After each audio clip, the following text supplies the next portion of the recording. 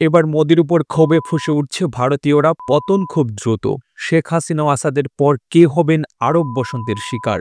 বর্তমানে বেশ কিছু দেশে স্বৈরশাসন বা একনায়কতন্ত্র শাসন চলছে, যার মধ্যে রয়েছে উত্তর কোরিয়া, চীন, Russia, Bharat, Myanmar, Iran, Pakistan ও বেলারুশ। এসব দেশে গণতান্ত্রিক প্রক্রিয়া সীমিত বা বিলোপ করা হয়েছে।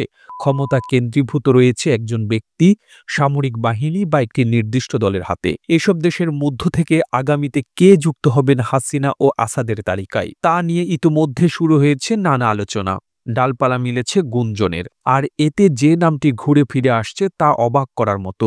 তিনি আর কেউ নন, ভারতের প্রধানমন্ত্রী নরেন্দ্র মোদী। ক্ষমতার মসনদে বসেই অপ্রতিরোধ্য হয়ে ওঠা ভারতের প্রধানমন্ত্রীর পতন দেখছেন খোদ ভারতের বিশ্লেষকরা। মিলেছে এর প্রমাণও। গত ৫ আগস্ট গণ অভ্যুত্থানে দেশ থেকে পালিয়ে ভারতে আশ্রয় নেন সাবেক স্বৈরাচার প্রধানমন্ত্রী শেখ হাসিনা। এর মধ্য দিয়ে বাংলাদেশের উপর কর্তৃত্ব হারিয়ে দিশেহারা হয়ে পড়ে ভারতের প্রধানমন্ত্রী নরেন্দ্র মোদী। বাংলাদেশের অন্তর্বর্তী সরকারকে প্রশ্নবিদ্ধ করতে প্রকাশ্যে আসে হাসিনা ও মোদীর ষড়যন্ত্র। সামাজিক যোগাযোগ মাধ্যম থেকে শুরু করে ভারতীয় সব গণমাধ্যমে নানা প্রোপাগান্ডা চালিয়েও থেমে নেই ভারতের বিজেপি সরকার। মোদীর প্রত্যক্ষ মদদে সয়লাভ হয় বাংলাদেশের সংখ্যালঘুদের উপর কথিত নির্যাতনের খবর। এর জেরে উত্তেজনা ছড়িয়ে পড়ে বাংলাদেশ ভারত সীমান্তে। হামলা হয় আগরতলার বাংলাদেশের সহকারী হাই কমিশনে। মোদীর একের পর এক বিতর্কিত কর্মকাণ্ডের ভূমিকায় সমালোচনায় বিদ্ধ হচ্ছে ভারত। বাংলাদেশকে অস্থির করে ফায়দা লুটতে চাওয়া ভারত এখন মহা সংকটে পড়েছে। ভারতের চারপাশে এখন শত্রু দেশ রয়েছে চীন, পাকিস্তানের পর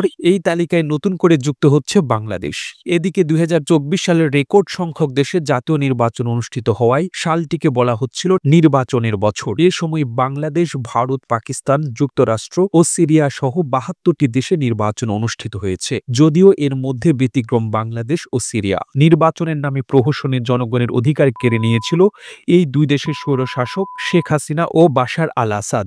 বাংলাদেশে সেই ক্ষোভ রূপ নেয় গণ অভ্যুত্থানে। গত ৫ আগস্ট গণ অভ্যুত্থানে দেশ থেকে পালিয়ে ভারতে আশ্রয় নেন গণহত্যাকারী শেখ হাসিনা। এই ৪ মাস পরেই ৪ ডিসেম্বর বিদ্রোহীদের অভিযানের মুখে দেশ ছাড়েন সিরিয়ার প্রেসিডেন্ট বাশার আল আসাদ। এর ফলে শেষ হয় তার দীর্ঘ ২ দশকের স্বৈরশাসন। মাত্র কয়েক মাসের মাথায় আরেক স্বৈরশাসকের পতনে নতুন করে শুরু হয়েছে আলোচনা। পৃথিবীতে একমাত্র রাষ্ট্র ভারত, যার কোন একটি প্রতিবেশী দেশের সাথেও ভালো সম্পর্ক নেই। দাদাগিরি, অসম্মান ও প্রতিবেশী রাষ্ট্রের অভ্যন্তরীণ বিষয় নগ্ন হস্তক্ষেপের মধ্য দিয়ে একে একে সকল প্রতিবেশীকে খেপিয়ে তুলেছে দেশটি।